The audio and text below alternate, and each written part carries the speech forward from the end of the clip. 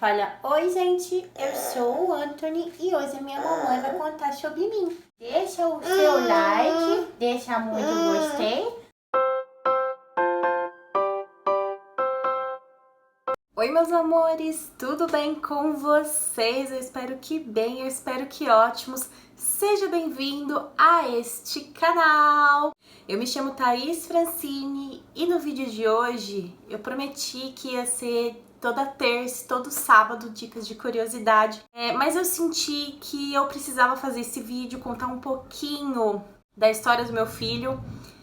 E eu espero que vocês gostem. Como vocês viram, ele apareceu aí no comecinho para dar um oi para vocês verem quem é ele. Eu quero, através desse vídeo, poder ajudar outras pessoas, outras mães, dizer de certo momento que elas não estão sozinhas nessa e somos muito mais mães do que a gente possa imaginar, cada mãezinha com a sua história, e eu queria muito conhecer cada um de vocês e dizer que tá tudo bem, que não é fácil, mas não é impossível, e eu acho que cada dia é um dia novo. Mas antes, por favor, se inscreva no canal, deixe o seu joinha, que isso me ajuda bastante a saber que vocês gostam desse tipo de conteúdo. Se vocês querem saber mais sobre o Anthony, ou até mesmo deixar nos comentários os seus relatos, a sua história, a sua vida, então eu tô aqui, eu vou amar ler cada um dessas histórias, cada um desses relatos,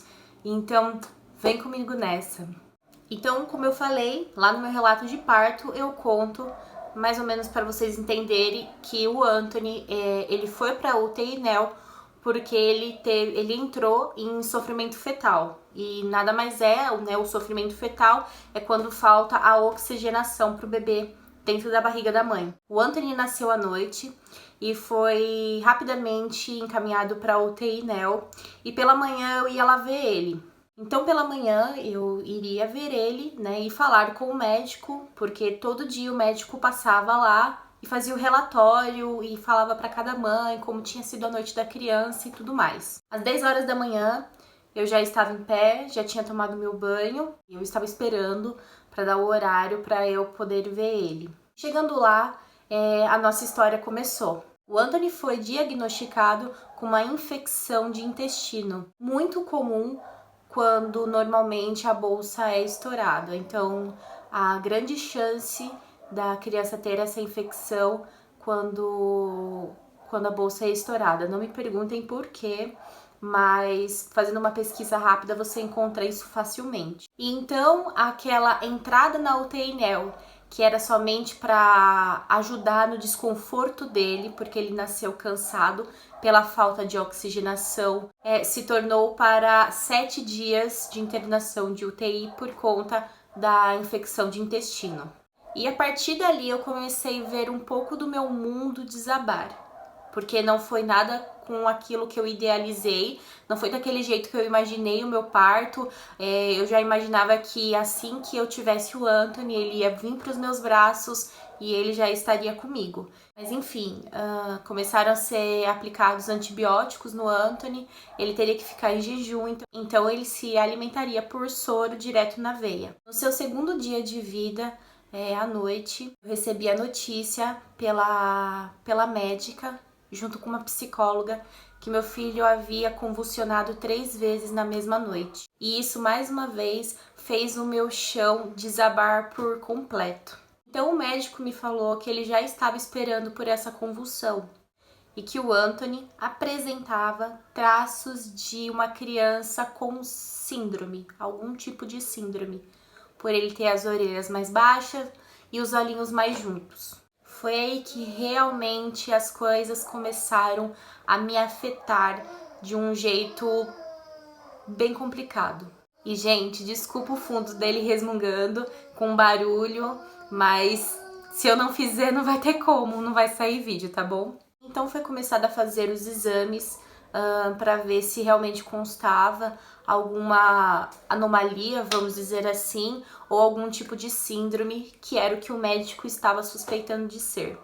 Então ali, com alguns dias de vida, o Anthony passou por uma tomografia e uma ressonância magnética. Um desses exames constou que não tinha nada, porém o outro alegou que ele tinha uma alteração no cérebro. O Anthony foi diagnosticado com precisamente 3, 4 dias de vida, mais ou menos, que ele tinha micropoligíria. Gente, eu não sei se eu tô falando certo, tá? Me perdoem, mas se você colocar no Google, né, micropoligíria, vai aparecer lá. A micropoligíria nada mais nada menos é do que uma má formação no cérebro, no qual compromete e deixa ele totalmente desregulado. É como se na cabecinha dele houvesse, né, no nosso cérebro, houvesse padrões, linhas, sulcos, e no dele fosse totalmente desregulado, desproporcional, enfim.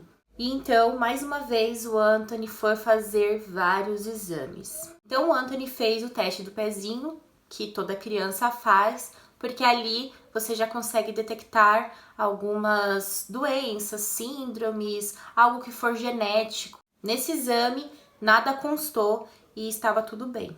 E os médicos, eles foram mais a fundo, fazendo então o teste do pezinho ampliado, que é praticamente dobrado a expansão para ver se detecta alguma coisa. E nesse exame também não constou nada. Os dias foram passando e eu vivi uma montanha-russa de sentimentos entre altos e baixos, dias que meu filho estava bem e dias que meu filho estava mal, não apresentava melhoras e até mesmo não conseguindo se recuperar da infecção de intestino.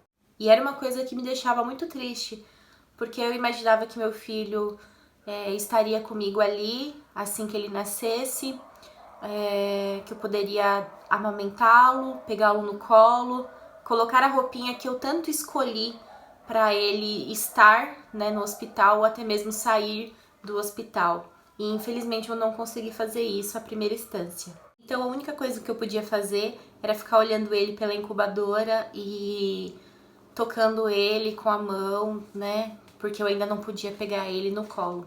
Eu falo que uma das coisas mais tristes que aconteceu foi quando eu voltei para casa sem ele, porque eu fiquei ali, se eu não me engano, no máximo acho que foi 4 dias no hospital. Então esses dias que eu estava lá, a todo momento que eu podia ir, eu ia, ficava com ele. E chegou uma hora que eu tive que ir embora. E dói muito você ter que pegar as suas coisas sem o seu bebê, aquela roupinha linda que você idealizou, você saindo com ele nos braços. E é muito triste você ver o cantinho dele, o quartinho dele todo montado, preparado para ele e ele ter ficado lá.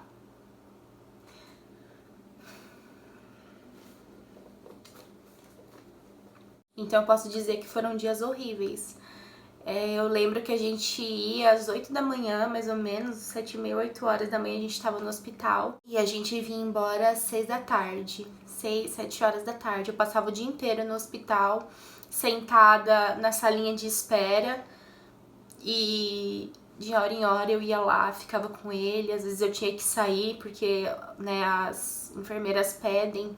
E era assim a minha vida durante vários e vários e vários dias. Eu lembro que com 3 dias, antes de eu sair do hospital, eu consegui pegar o meu filho no colo por alguns minutos e pra mim foi a conexão perfeita de sentir ele, de estar ali com ele, de sentir o cheirinho dele e ver que ele era meu, sabe? Então, quando foi mais ou menos com 7 dias, 8 dias mais ou menos, que ele saiu do jejum, e eles falaram que iria tentar fazer com que o Anthony mamasse no meu peito, e caso ele mamasse, eu voltaria a ser internada, a gente ficaria alguns dias no quarto para depois ter a liberação para ir para casa. E eu tinha me preparado muito para isso, eu tomava bastante água, eu comia muito bem, então eu tinha muito leite. Porém, o Anthony, ele não pegava o meu peito. Ele não conseguia fazer a sucção para mamar. Foi aí até que eu comprei um bico extensor, o que era muito bom, porque eu tinha bastante leite, então eu fazia uma pocinha dentro do bico, mas mesmo assim o Anthony não pegava. Até que com muito esforço, algumas vezes o Anthony conseguiu pegar o meu peito, só que ele não ficava nem 15 minutos e já largava. E isso foi prolongando-se os dias. Então o médico falou que provavelmente daqui 2 dias eu iria estar sendo internada novamente para ficar com ele no quarto, para depois eu ter a minha saída do hospital. E o Anthony sempre foi uma criança muito brava, muito chorona. Ele chorava de perder o ar. E um dos episódios isso aconteceu dentro da UTI. Um dia que ele estava altamente nervoso, isso era um dia antes de eu internar. E eu lembro que a enfermeira falou assim: mãezinha, traz uma chupeta pra gente colocar, porque ele tá muito bravo. E eu lembro que eu liguei pro meu marido, ele pegou a chupeta e estava vindo. E quando eu fui lá ver ele de novo, ele tinha voltado pra respiração. E aquilo me assustou completamente. E eu perguntava para as enfermeiras e ninguém me respondia. E eu lembro que eu saí da ANEL em prantos, falando: meu Deus, será que meu filho tá voltando para trás? Ele tá, sei lá, piorando, porque ninguém me falou nada. Foi então que meu marido chegou, viu meu desespero e foi perguntar, foi tirar satisfação.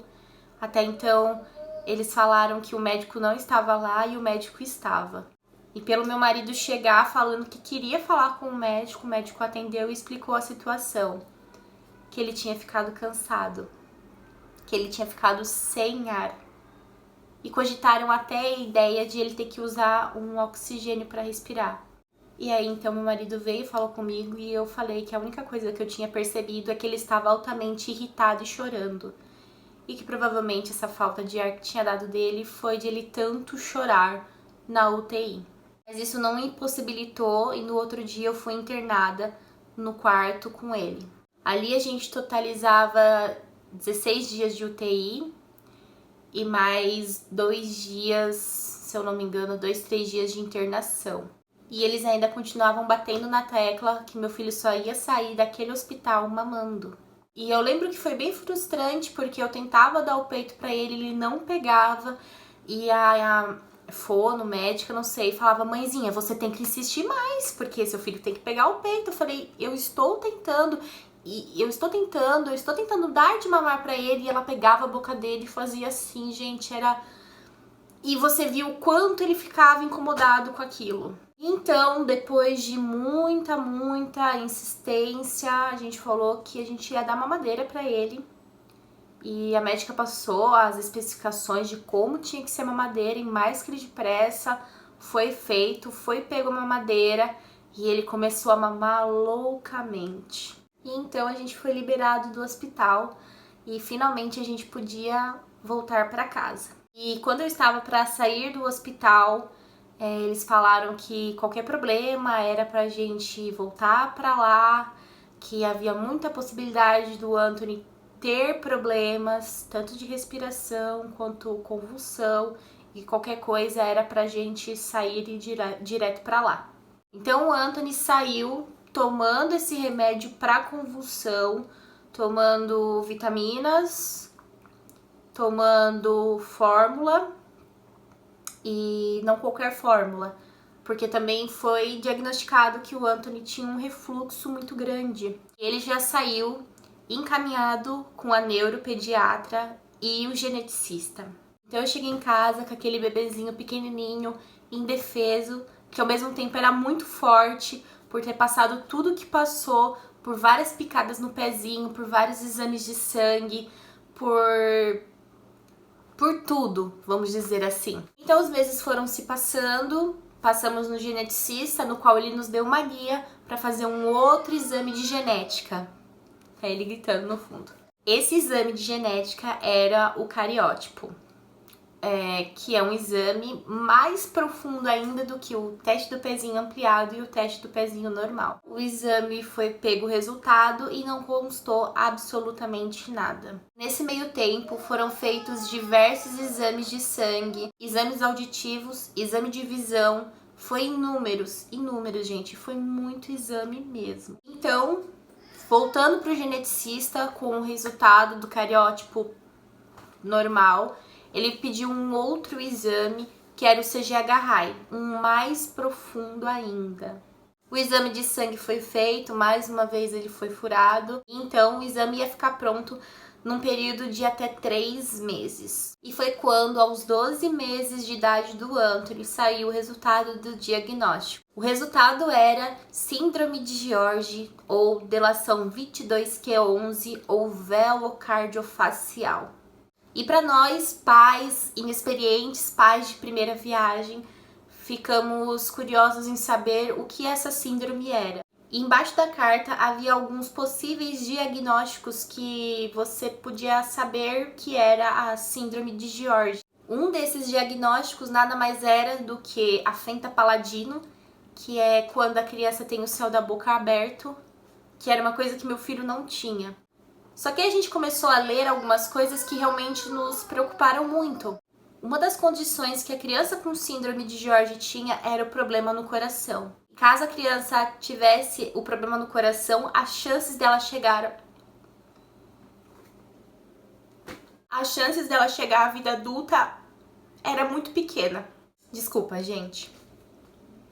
Fora as outras coisas que a síndrome causava. Ela causava deformidade nos órgãos, deformidade no rosto. Ela fazia ter falta de cálcio, que aí sim era gerada a convulsão. Além de afetar o sistema imunológico da criança, fazendo com que a criança ficasse doente facilmente. E por último, ela afetava a parte neuro da criança, fazendo ela ter um atraso no desenvolvimento, na fala, como andar, sentar, entre outras coisas. Então eu falo que o Anthony ele foi meu milagre, pois de tudo isso que eu falei, ele só tem um atraso no desenvolvimento, que foi a prova mais gratificante que eu tive. Meu filho poderia ter inúmeros problemas. Isso pra mim era o de menos. É claro que eu confesso que quando eu descobri a síndrome dele, eu passei por um luto. Eu não estava preparada, porque pra falar a verdade, quem está preparada? Eu acho que ninguém está. E eu confesso que depois que o Anthony nasceu, a minha percepção mudou. Então é isso, meus amores. Se você gostou, deixa muito like, se inscreva no canal. E será um prazer trazer mais informações, um pouco da rotina dele, como foi a experiência, como é tão bom ser a mãe dele. Curta, se inscreva, compartilhe e venha fazer parte dessa família, meus amores. Um grande beijo e tchau!